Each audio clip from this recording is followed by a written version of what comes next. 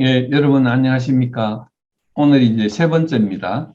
첫 번째에서는 세계관이란 무엇이며, 이제 그것이 얼마나 왜 중요하며, 그 다음에는 그게 어떻게 생기는가.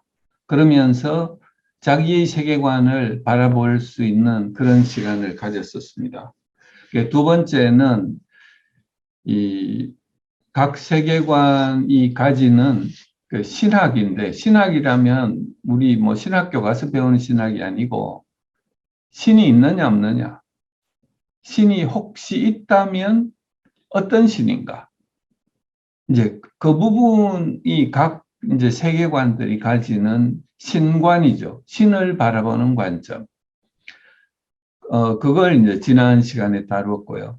이제 오늘은 각 세계관들이 이제 역사를 바라보는 관점, 그 차이점들을 한번 비교를 해봄으로써 그 내가 가지고 있는 세계관이 혹은 역사관이 기독교 세계관과 일치하는가 아니면 다른 세계관에 의해서 오염되어 있는가 하는 것을 우리가 살펴볼 수 있겠습니다.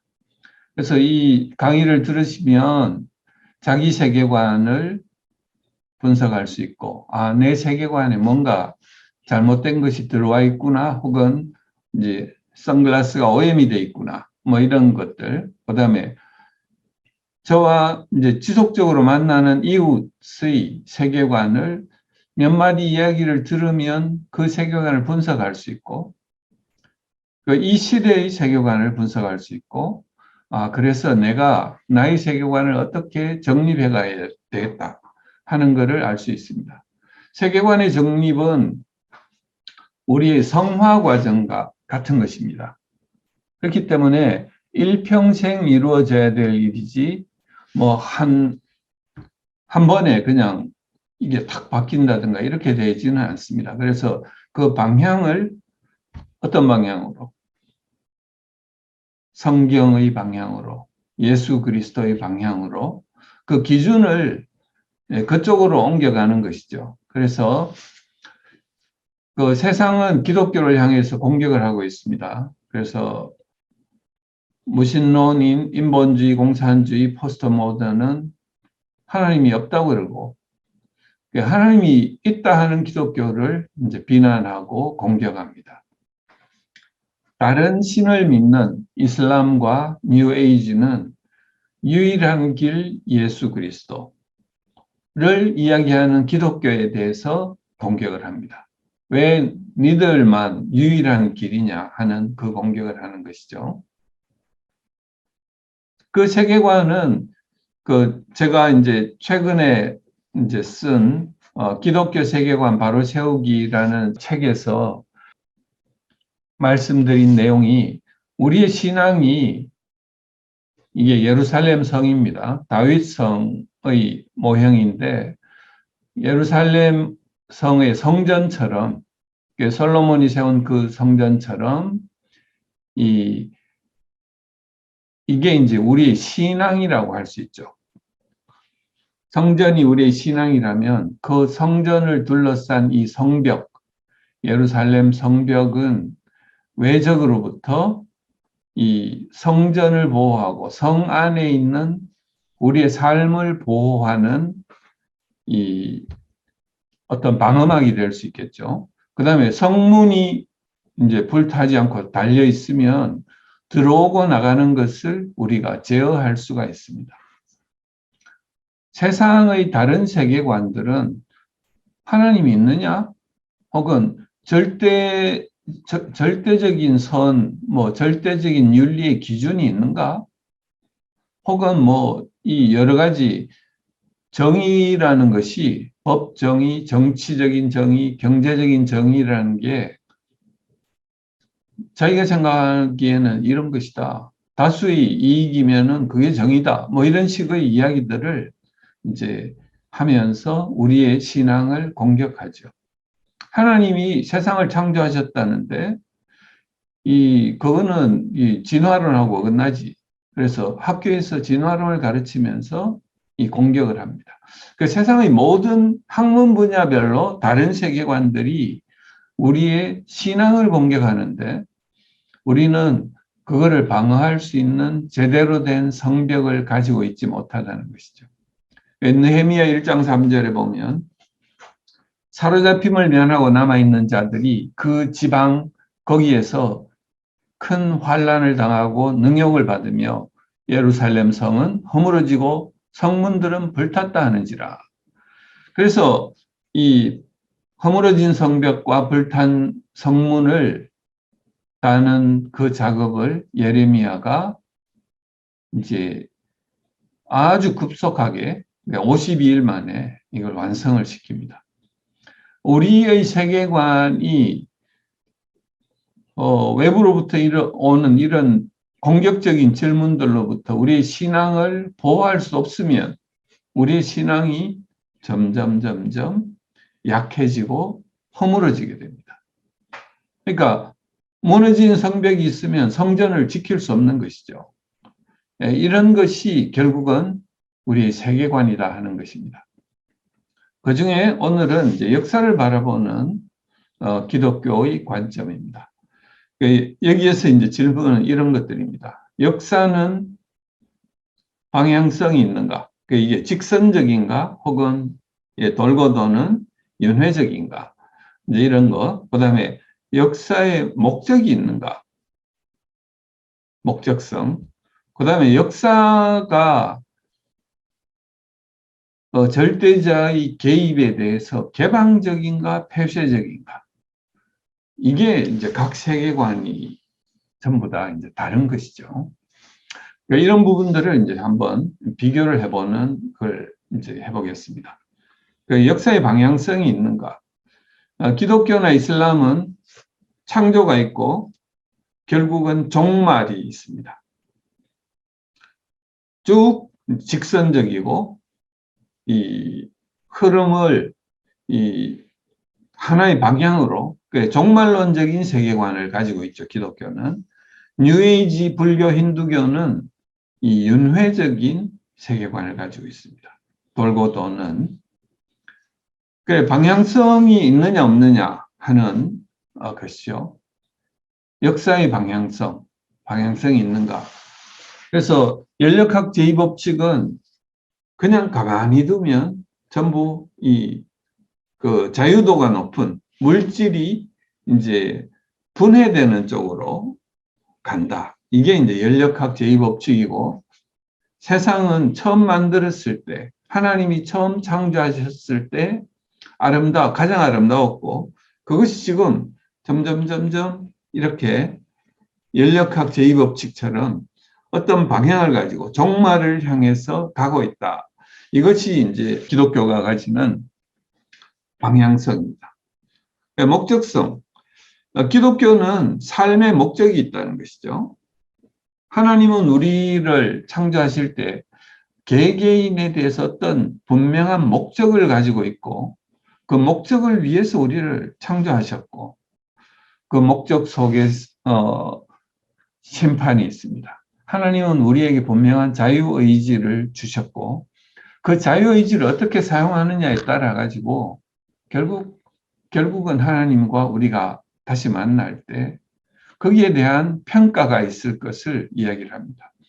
이슬람도 동일한 그런 이야기를 하는데 이슬람에서는 구원의 방법이 이제 지난번에 이야기했던 것처럼 이 선악을 자기의 행위로 구원을 받는 것이기 때문에 이 차이가 많이 납니다. 뉴에이지는 끝없는 윤회. 그러니까 이번 생에 잘 안 되면 다음 생에. 그러니까 이 사람들에게 복음은 무엇이냐 하면은 끝없는 다음의 기회가 있다는 것이죠.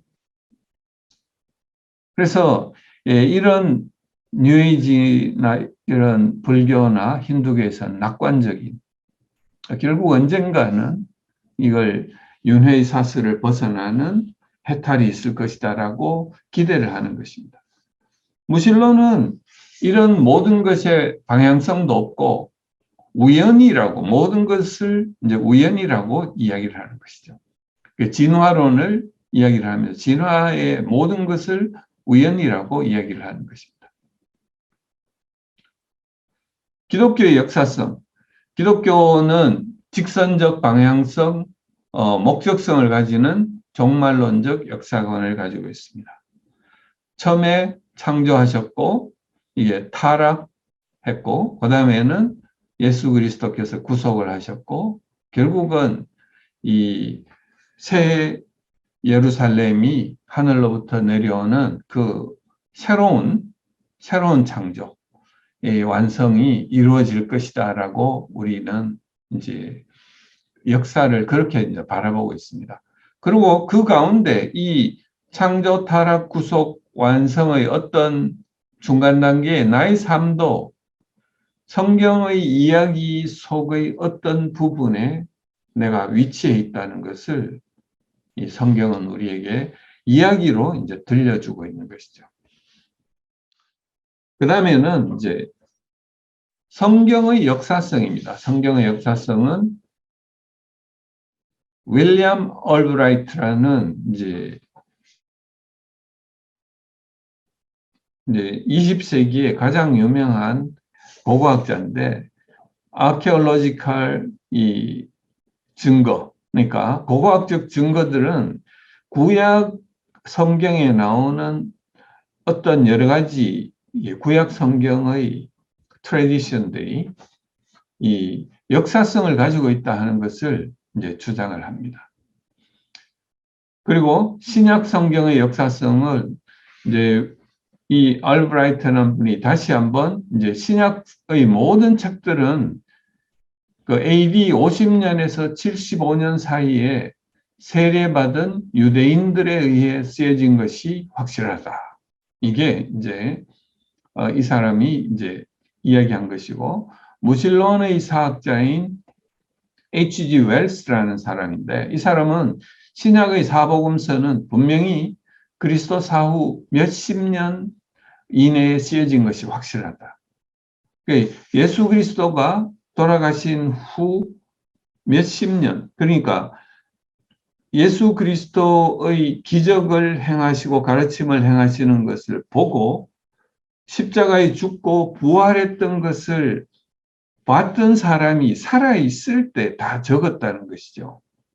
이것이 이제 결국은 그 복음서나 그 이후에 사도 바울이 이제 뭐 쓴 것이 먼저입니다만은 그런 내용들이 교회의 역사에 대한 이런 것들이 전부 예수 그리스도의 십자가 구속과 부활을 목격한 사람들이 살아있는 상태에서 이걸 증언을 했던 것입니다.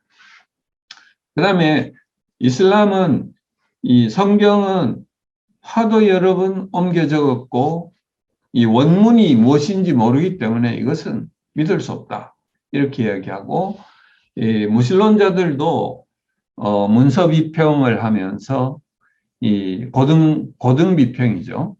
고등 비평을 하면서 신약 성경은 그냥 자기들이 역사 속에 있는 거 그냥 적고 싶은 대로 적은 것이다. 이런 이제 비평을 합니다.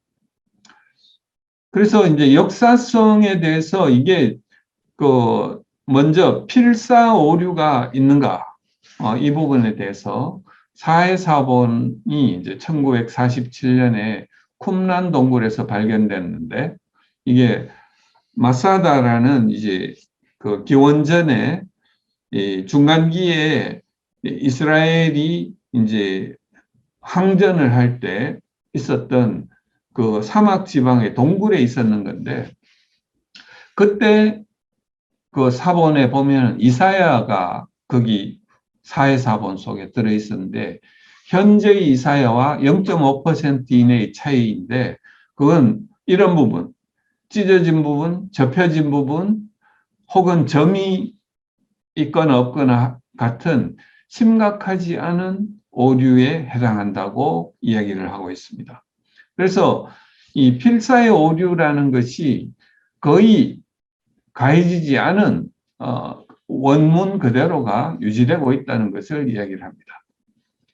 그 다음에는 예수 그리스도의 역사성, 예수 그리스도가 실존했느냐 하는 부분에 대한 것을 사람들이 굉장히 이제 그 무신론자들이 그 그냥 신일 걸 혹은 그냥 사람일 걸 이런 식의 분리를 하는 그 완전한 인간이면서 사람이다 하는 이걸 이제 전부 거부하는 이런 이야기들이 많습니다.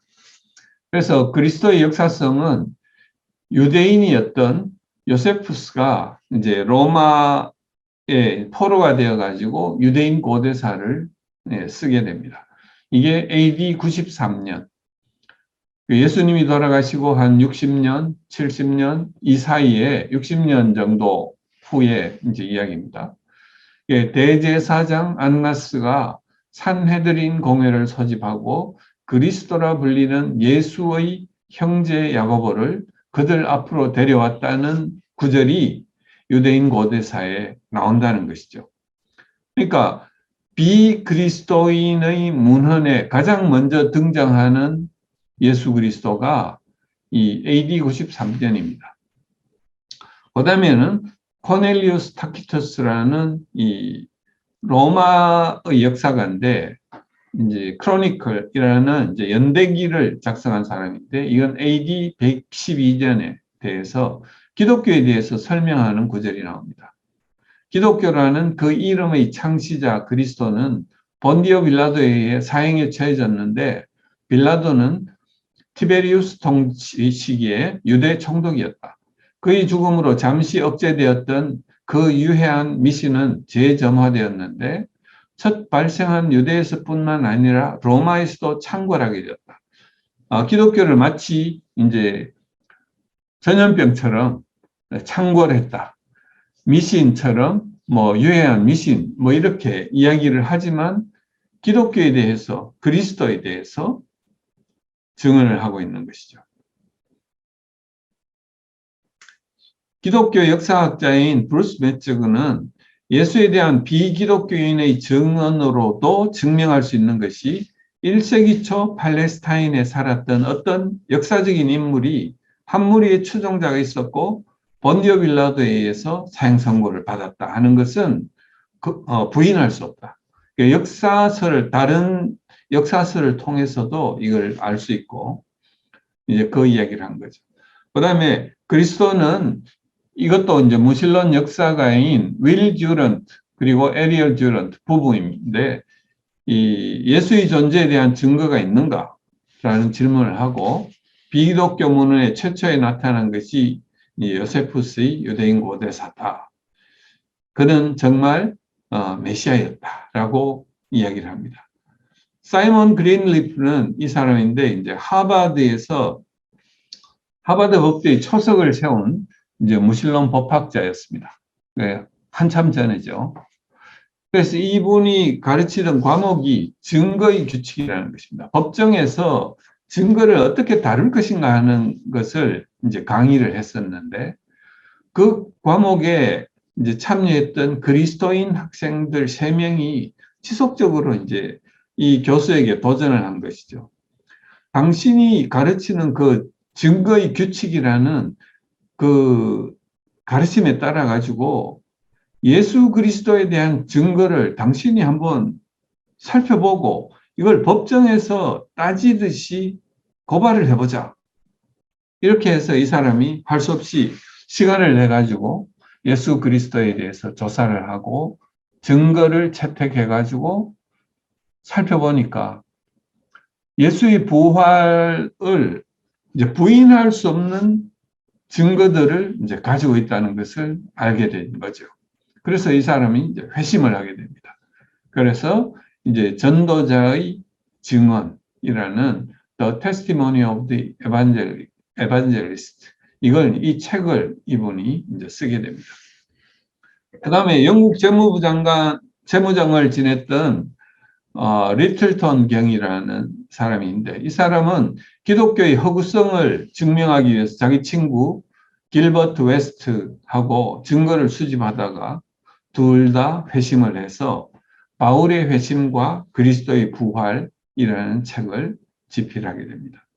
그러니까 증거를 모아서 이걸 아니라고 부인하기 위해서 모든 사람들이 다 회심을 하게 된 거죠.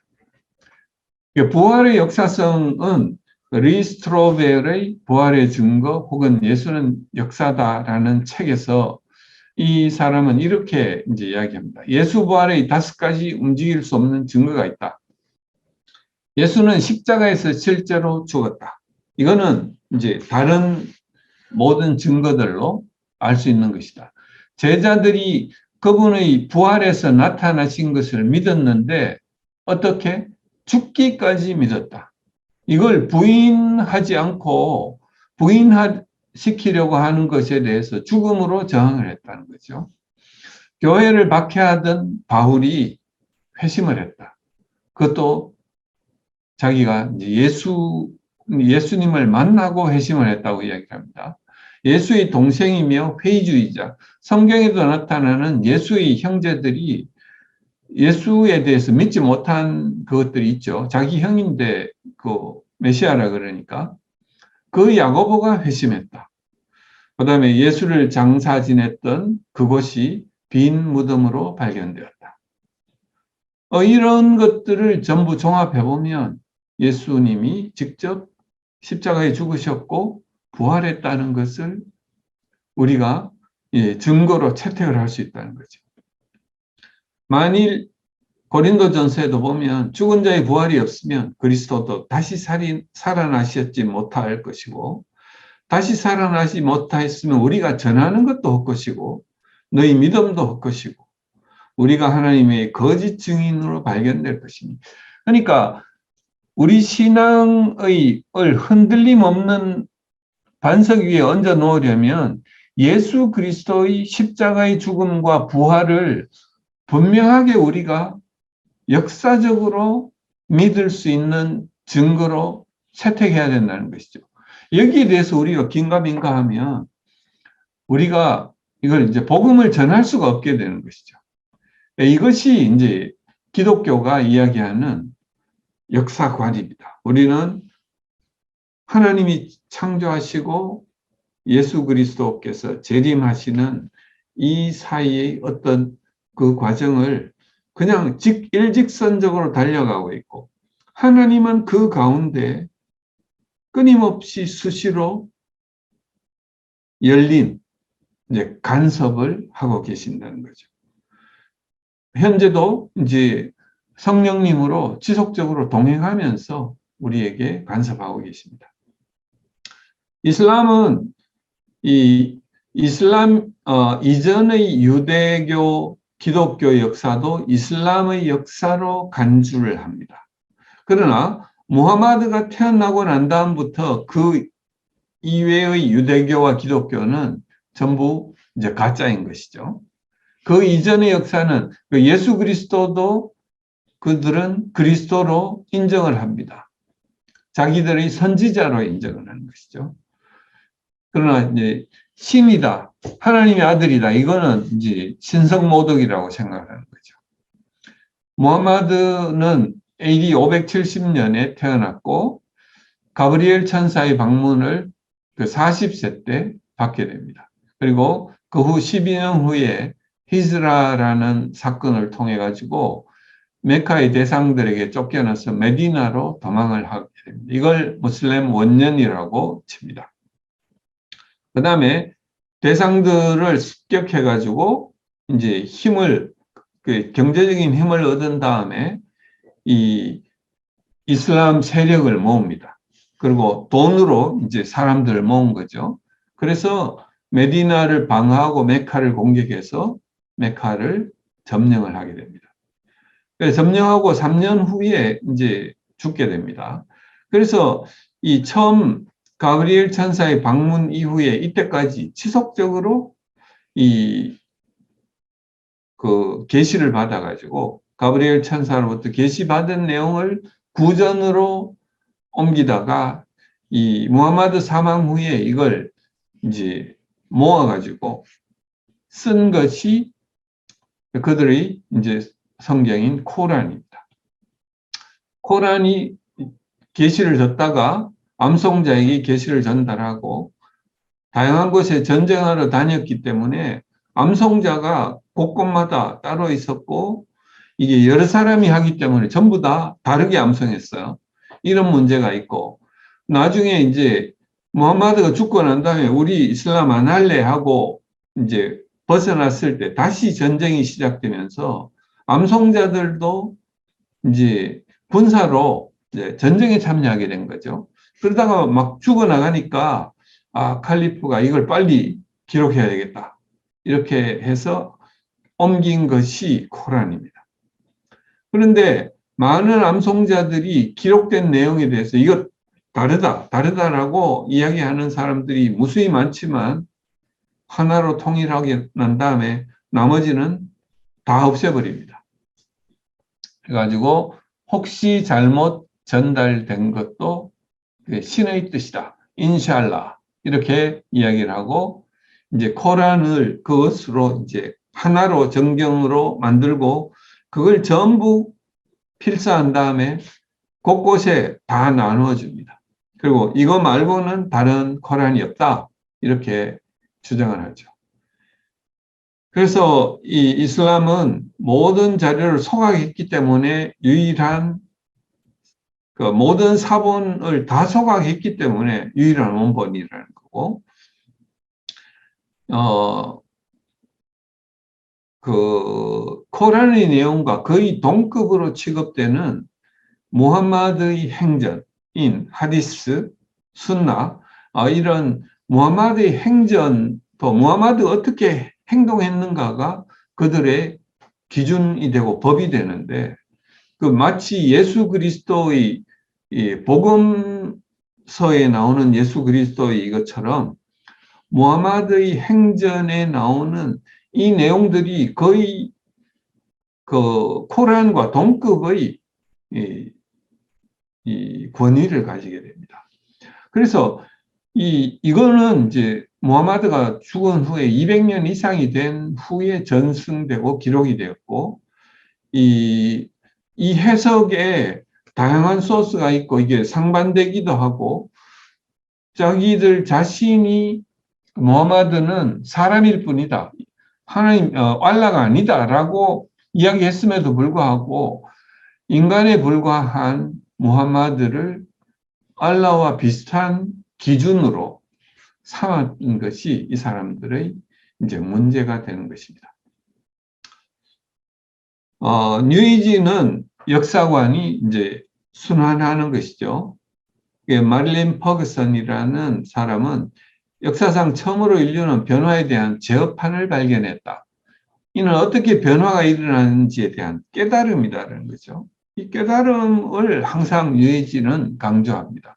그리고 자연과 하나가 되는 것, 더 큰 나와 하나가 되는 것, 이것이 깨달음을 얻는 방법이라고 뉴에이지는 이야기를 합니다. 뉴에이지는 그 진화론이 이야기하는 것처럼 시간을 아주 오랜 영겁의 시간을 이야기를 합니다. 겁이라는 것이 물방울이 떨어져서 바위가 없어지는 그 시간, 그걸 이제 겁이라고 그러는데 그 겁의 시간을 이제 그것도 수없이 많은 겁을 거치는 역사를 이야기하는 것이고 거기에 계속 지속적으로 반복되고 있다고 이야기합니다. 그런데 인류 역사는 지속적인 상승의 진화의 과정이 있다. 저급한 의식에서 점점 고등한 의식으로 우주 속의 신성이 상승 과정을 촉진하고 있다고 이야기합니다. 그런데 이 우주의 진화는 연력학 제2법칙에도 반하고 있다. 이렇게 이제 반발을 합니다. 뉴에이지의 완성을 위한 방편으로 이 상승적 이 진화를 이야기를 합니다.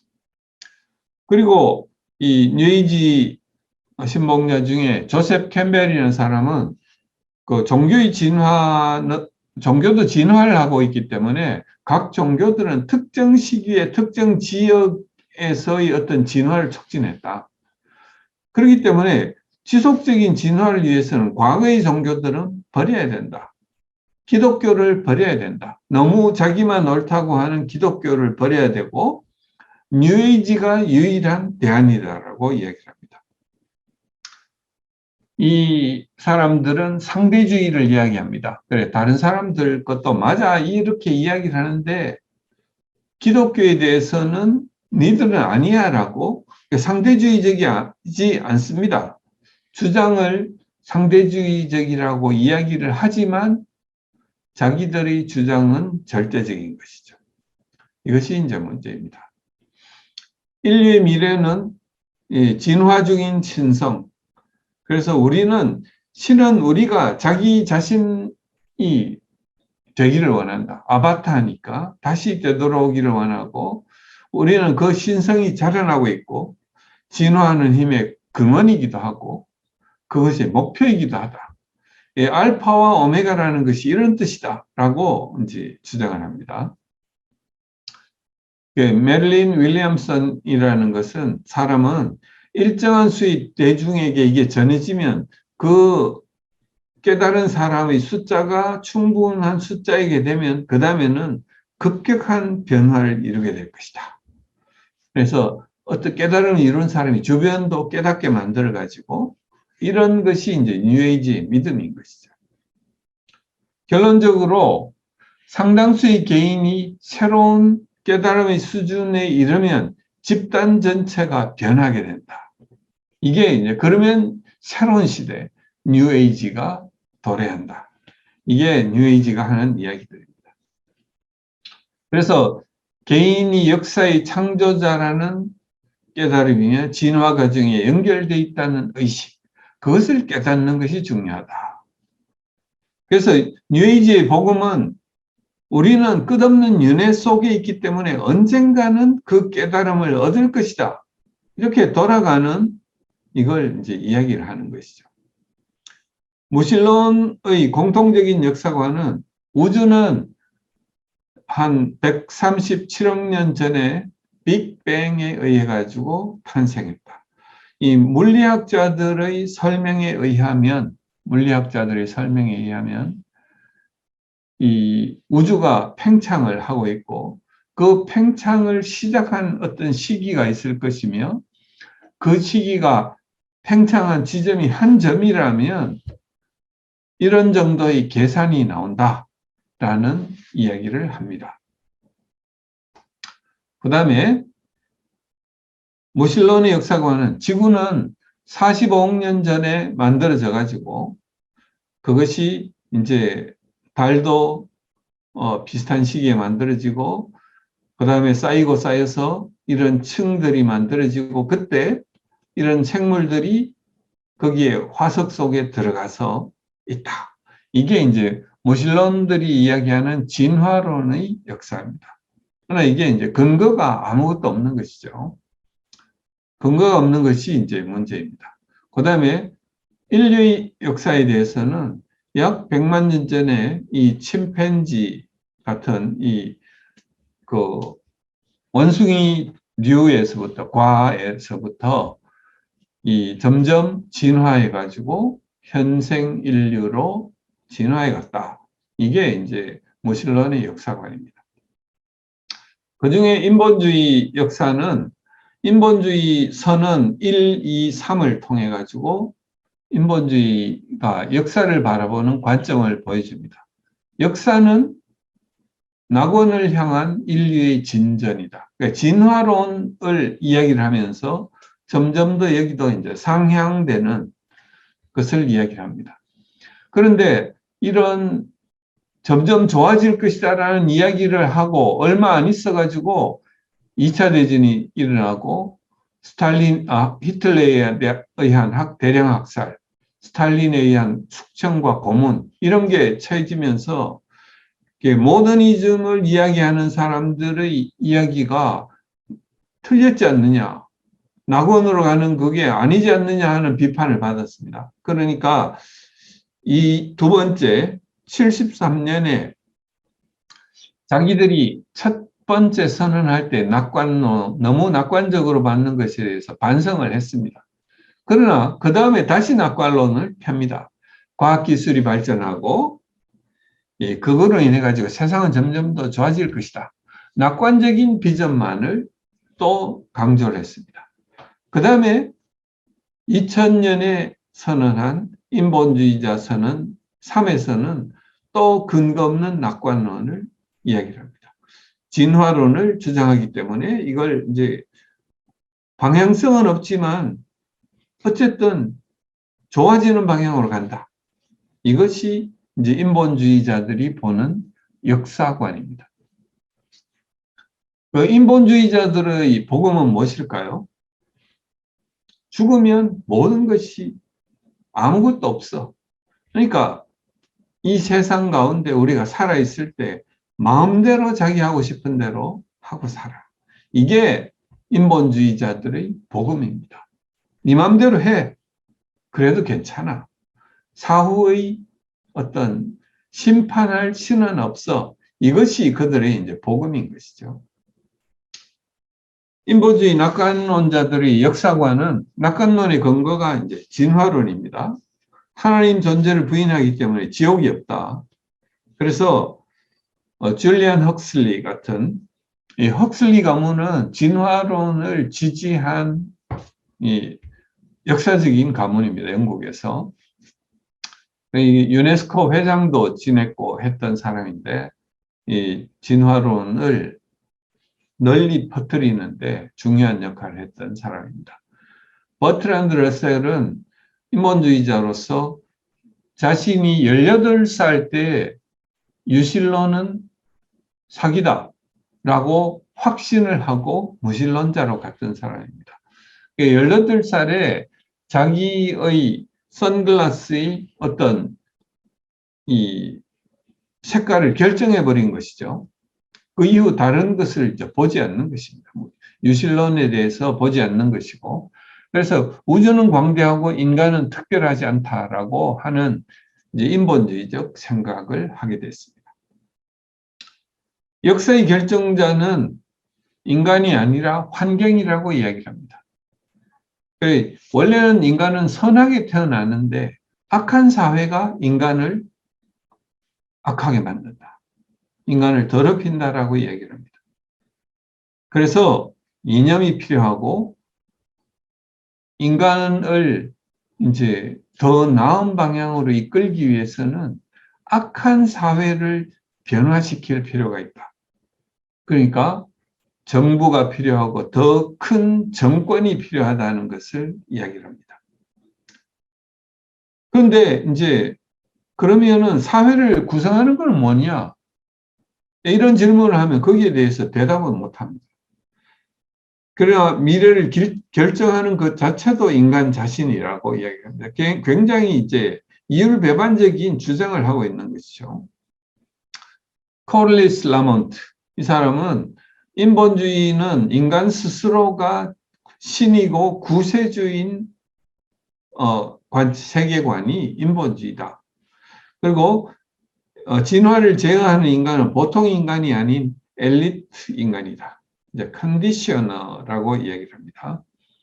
컨디셔너는 뭐냐면은 사회주의나 공산주의에서 너의 노동의 가치는 이거야. 네가 너희 가족이 지금 필요한 양은 이만큼이야. 라고 이런 거를 결정해 주는 사람이에요. 그러니까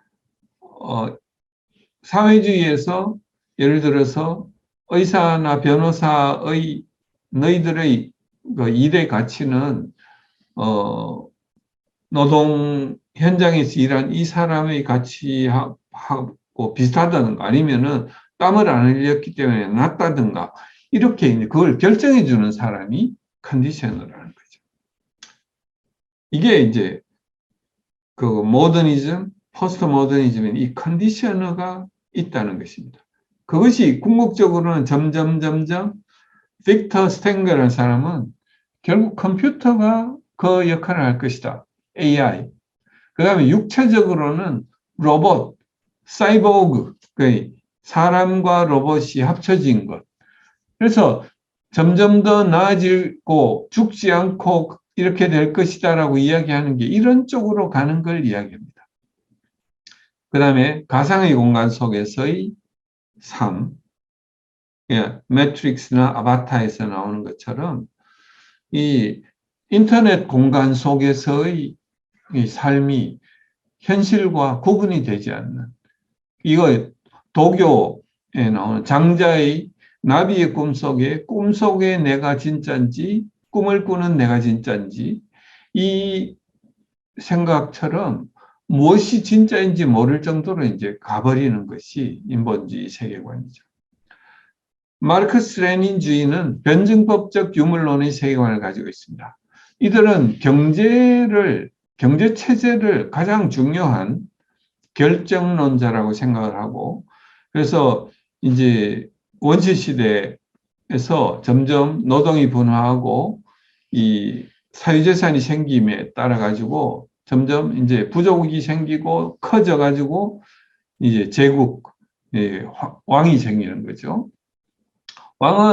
제국은 이제 바바리안, 그러니까 이제 후진국을 이제 점령해 가지고 거기에서 노예를 가지게 됩니다. 그 노예 제도를 유지를 하게 되는데 이 사람들이 대항해 가지고 이제 이게 제국이 깨지면서 이 봉건주의에서 이제 또 시민 사회에서 부르주아들이 생기면서 부딪히면서 다시 정반 합이 이루어져 가지고 부르주아, 그러니까 자본주의가 만들어지고, 자본주의가 프롤레타리아와 이제 노동자들과 이 부딪힘에 의해 가지고 사회주의를 거쳐서 결국은 공산주의로 가게 된다. 이것이 변증법적 유물론이고 이것도 상향 진행되고 있다고 주장을 합니다.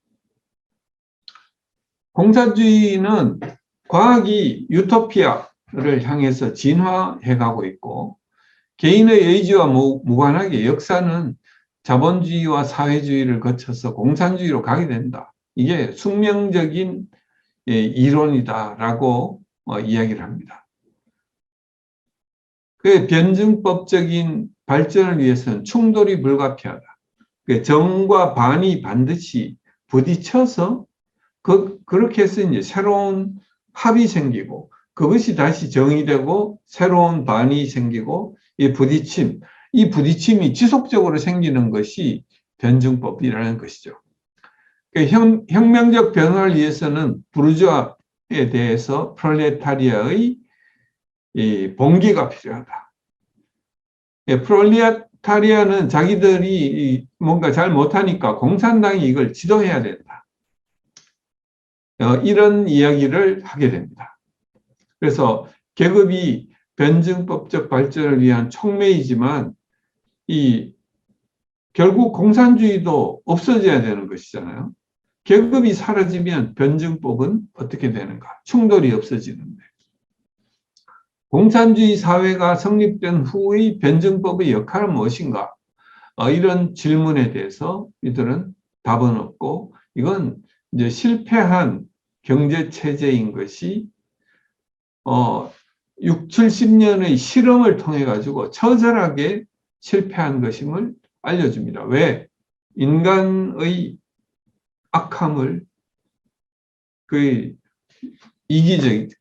자기중심적이고 또 인간의 물욕을 이제 간과한 것이죠. 그러니까 적게 일하고 많이 가지고 싶은 것이 인간의 속성인 것을 간과한 것입니다. 포스트 모던은 어떤 역사관을 가지고 있는가? 포스트 모던은 역사 법칙주의, 허무주의적 역사관을 가지고 있습니다. 과거의 진리는 그 시기의 문화와 지식 체계가 얽혀 있어서 지금 우리가 그걸 해석할 수도 없고 바로 해석할 수 없다는 것이 역사 법칙주의입니다. 그래서 역사가는 사실에 접근하는 것이 불가능하다, 이렇게 이야기를 합니다. 그리고 역사 수정주의를 이야기합니다. 역사는 정확한 서술이 불가능하다. 왜? 미셸 포코라는 사람이 이야기합니다. 지식과 진리는 다른 이들을 설득하기 위해서 만들어낸 구조물이기 때문에, 즉 권력을 얻기 위한 해서 구축되는 것이기 때문에 진리와 지식이 사실일 필요가 없다는 것이죠. 실제와 부합할 필요가 없다. 이걸 지식과 권력이라는 책에서 이, 이 사람의 이제 황당한 이야기를 했습니다. 역사는 목적이 없을지라도 역사를 기록하는 행위에는 목적이 있다. 그러니까 역사는 승리자의 역사이고 그 역사를 기록하는 목적은 자신을 정당화하기 위한 것이다 라고 이해하는 것이죠. 그래서 역사는 재조명되어야 된다. 그래서 특정 억압된 집단이 세력을 확장하기 위해서 다시 역사 샤로 쓰기를 하는 것이죠. 지금 우리나라에서도 역사 샤로 쓰기가, 그러니까 대한민국의 수립은 1948년이 아니고 상해 임시정부, 김구, 그리고 공산당이 거기에 섞여 있는 이런 것들을 인정하는 역사를 샤로 쓰고 있는 것입니다. 왜? 억압된 특정 집단의 세력을 확장하기 위한 것이죠. 이게 역사 수정주의입니다. 그래서 푸코는 다시 이야기합니다. 나는 허구 외에는 아무것도 쓴 일이 없다는 것을 인식한다. 내게는 허구가 진리 내에 기능할 가능성이 존재한다고 여전히 여겨진다. 그렇기 때문에 쓰여진 어떤 문서에 대한 그 사실성, 진리성을 모두 부인하는 것이 포스트 모던입니다. 이 수정주의 역사관은 과거를 이해하기보다는 선전 도구의 개발이 목적입니다. 그리고 소수자, 약자를 앞으로 내세워 그들의 권익을 보장하기 위한 것을 목적으로 합니다. 심지어 어떤 일이 있었냐면은 리고베르타 멘추라는 사람이 있습니다. 이 사람의 스토리를 엘리자베스 부르고스 더브레이라는 사람이 자서전을 대필을 했는데 이름이 I 리고베르타 멘추, 나 리고베르타 멘추라는 이야기인데 과테말라 인디언 여성이었습니다. 이 사람이 그 당시에 과테말라가 군부 독재에 있을 때 군부 독재를 미국이 지원하고 이런 사실들을 저항하면서 과테말라의 사태에 대해서 썼던 자서전적인 이야기를 썼는데 이게 완전히 히트를 치면서 이 사람이 노벨 평화상을 받게 됩니다. 이 이야기로. 그런데 데이비드 스토리라는 고고학자이면서 또 이 역사학자가 현지를 방문해 가지고 취재를 해봅니다. 취재를 해가지고 어떤 때에 어떤 일이 있었고 있었던 그 책에 나오는 내용을 현지를 방문해서 이걸 했을 때 이 스토리가 완전 허구인 것이 드러나게 됩니다. 그래서 노벨위원회에서도 이야기를 했는데 그냥 이제 무시가 되죠. 페미니스트 한 사람은 그 이야기 진실 여부는 중요하지 않다. 과테말라의 군대의 잔혹성과 그들에 대한 미국의 자금 조달의 고발이 중요하다. 이게 이제 그들이 하는 이야기입니다. 포스트 모더니즘의 역사관은 마르크스주의의 지적 계보를 가지고 있고 해체주의의 이걸 가지고 있습니다. 그래서 마르크스주의가 급진화된 것이 이 포스트 모던이라고 생각을 하시면 되겠습니다. 무신론자들의 현세 및 내세관을 보면 여기 있죠. There's probably no God. 아마 신은 없을걸. Now stop worrying and enjoy your life. 자, 걱정은 접어두고 당신의 인생을 즐겨요. 이게 무신론자들의 현세와 내세관입니다. 이 리처드 도킨스라는 사람이 이런 광고를 런던의 2층 버스에 이런 광고를 하고 다녔죠. 이 사람은 진화론을 선전하고 기독교를 공격하는 역할을 맡았던 사람입니다.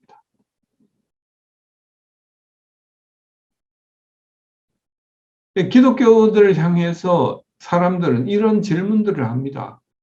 무신론자도 잘 살지 않냐? 기독교 니들보다 더 선하고, 기독교는 너무 독선적이지 않냐? 진정한 종교가 왜 하나밖에 없다고 이야기하냐? 종교가 오히려 비도덕적인 해악을 끼치지 않았냐? 중세의 기독교나 지금 이슬람처럼 성경을 문자 그대로 믿는 것이 가능한가? 이런 질문을 하죠. 우리가 여기에 대답할 수 있어야 됩니다. 하나하나의 대답들에 대답할 수 있어야지 자신의 신앙을 방어할 수 있지. 여기에 흔들리기 시작하면 신앙이 끝없이 이제 흔들리게 되죠. 역사학으로 보면 우리 몸은 죽여도 영혼을 능히 죽이지 못하는 자들을 두려워하지 말고 오직 몸과 영혼을 능히 지옥에서 멸하실 수 있는 그 사후에 우리를 심판하는 심판이 우리를 기다리고 있다는 그 역사, 종말론적인 역사관을 우리는 반드시 이제 가져야 됩니다. 네, 오늘 역사학에 대한 관점은 여기까지로 하겠습니다. 감사합니다.